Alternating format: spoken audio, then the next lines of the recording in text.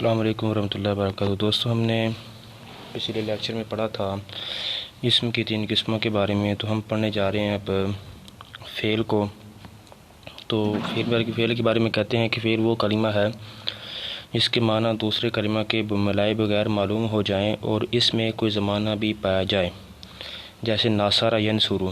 ناصرہ میں دیکھیں سب سے پہلی بات کیا پائی جا رہی ہے کہ یہ ناصرہ جو ہے اس کا معنی بغیر کسی دوسرے کلمے کے ملائے بغیر معلوم ہو رہا ہے کہ ناصرہ کا مطلب ہے کہ اس ایک شخص نے مدد کی، اور کہتے ہیں کہ اس میں کوئی زمانہ بھی پایا جائے، جیسے ناصرہ میں زمانہ پایا جا رہا ہے زمانہ ماضی، یعنی اس شخص نے زمانہ ماضی میں کسی کی مدد کی۔ آگے کہتے ہیں کہ فعل کی 4 قسمیں ہیں، تو یہ فعل کی 4 قسمیں ماضی، مضارع، امر نہیں، یہ بھی انشاءاللہ ہم اس کے بارے میں پڑھتے ہیں۔ کہتے ہیں کہ فعل ماضی وہ ہوتا ہے جس میں زمانہ یعنی گزرے ہوئے زمانہ کے اندر کسی کام کے بارے میں بتایا جاتا ہے کہ بھئی یہ کام گزرے ہوئے زمانہ میں، جیسے ناصرہ ہے۔ تو ینصرو مثال ہے فعل مضارع کی، یعنی فعل مضارع وہ فعل ہے جس میں زمانہ حال اور مستقبل میں کس کام کے ہونے کے بارے میں بتایا جاتا ہے، اور امر جو ہے جس میں کسی کام کا حکم دیا جاتا ہے اور نہیں میں کسی کام سے منع کیا جاتا ہے۔ تو کہتے ہیں کہ ان کی تعریفات صرف میں بیان ہو چکی ہیں۔ تو آگے کہتے ہیں حرف کے بارے میں، کہتے ہیں حرف وہ کلمہ ہے جس کے معنی دوسرے کلمہ کے ملائے بغیر معلوم نہ ہوں، یعنی جو من ہے اس کا اپنا ایک معنی تو ہے، جیسے من کا مطلب سے، لیکن اس معنی کا کوئی فائدہ نہیں ہو رہا ہمیں جب تک ہم اسے کسی کلمہ کے ساتھ ملاتے نہیں، جیسے کہ من، فی، جب تک ان حروفوں کے ساتھ کوئی اسم یا فعل نہ ملے گا ان سے کچھ فائدہ حاصل نہ ہوگا۔ جیسے کہ خرج زید من الدار، یہاں پر من کے ساتھ ہم نے ایک پورا جملہ ملایا تو معنی معلوم ہو رہا ہے کہ زید گھر سے نکلا۔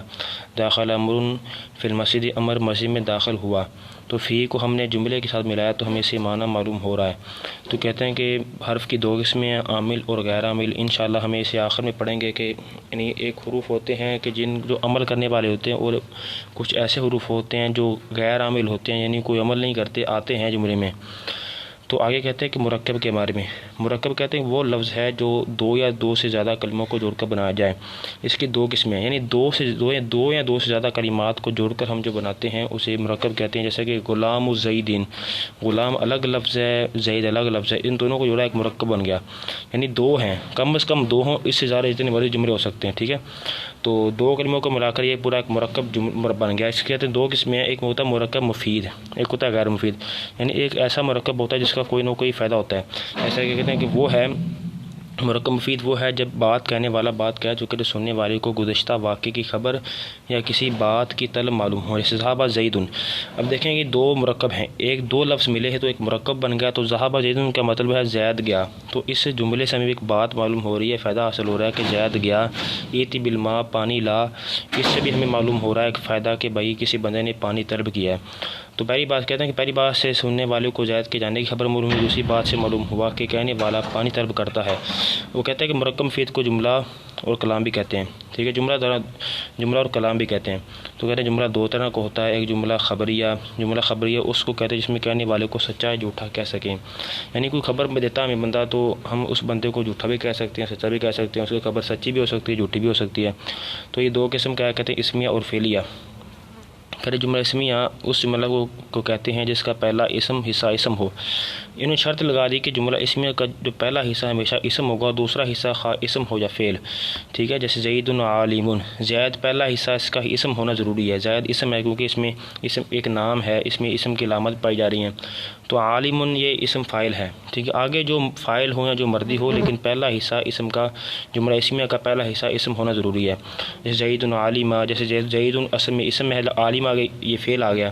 تو ان میں سے ایک کو جملہ اسمیہ خبریہ ہے، اور ان کا پہلا حصہ مسند علیہ ہے جس کو مبتدا کہتے ہیں، یعنی مسند علیہ، یعنی مسند علیہ سے مراد جس کی نسبت کی جا رہی ہے، جیسے کہ زید کی نسبت کی جا رہی ہے، یہ کہ زید عالم ہے، اور دوسرا حصہ مسند ہے جس کو خبر کہتے ہیں۔ جیسے جملہ اسمیہ کے معنوں میں کیا آتا ہے، کہتے ہیں ہوں، ہو، یعنی کوئی جملہ اسمیہ جو ہے پہچاننے کا طریقہ بتا دیا کہ جملہ اسمیہ میں کیا آتا ہے، آخر میں اس کے ہے، ہوں یا ہو آتا ہے۔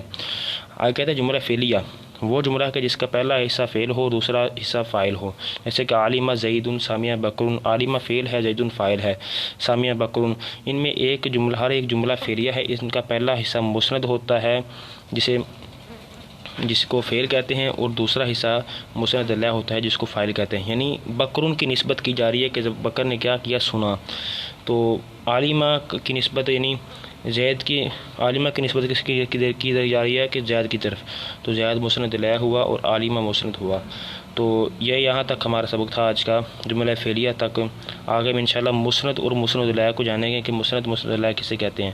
تو آج ہم نے پڑھا اس کے فعل کے بارے میں، یعنی فعل کی تعریف کیا ہے. اس کے بعد فعل کی اسمیں 4 پڑھی ہم نے. اس کے بعد ہم نے کیا کیا، مرکب کے بارے، حرف کے بارے میں پڑھا اور مرکب کے بارے میں پڑھا. مرکب مفید ہو گیا، مفید کی قسمیں پڑھیں، اور آگے مرکب مفید کو جملہ اور کلام کہتے ہیں، اور جملے کی قسمیں پڑھیں، 2 اسم اور فعلیہ. جملہ خبریہ اور جملہ انشائیہ، اس کی 2 قسمیں تھیں. خبریہ میں سے ہم نے اسم اور فعلیہ پڑھا. تو انشاءاللہ ہم کل پڑھیں گے آگے انشاءاللہ اگلے لیکچر میں مسند له اور مسند کے بارے میں. تو جو پڑھا ہے اس کو سمجھنے کی کوشش کیجیے. اگر اس کے بارے میں اگر آپ کوئی چاہتے ہیں کہ کوئی نیا طریقہ اختیار کیا جائے، تو انشاءاللہ جب کوئی چیز سمجھانے والی ہوگی کاپی پہ یا کسی چیز پہ، تو انشاءاللہ ضرور سمجھائی جائے گی. تو اللہ تعالیٰ سے دعا کہ اللہ تعالیٰ ہمیں قرآن و حدیث کو سمجھنے کے لیے، جن علوم کو سمجھنے کی ضرورت ہے قرآن و حدیث کو سمجھنے کے لیے، اللہ ہمیں سمجھنے کی توفیق عطا فرمائے. آمین. وما علینا الا البلاغ المبین. والسلام.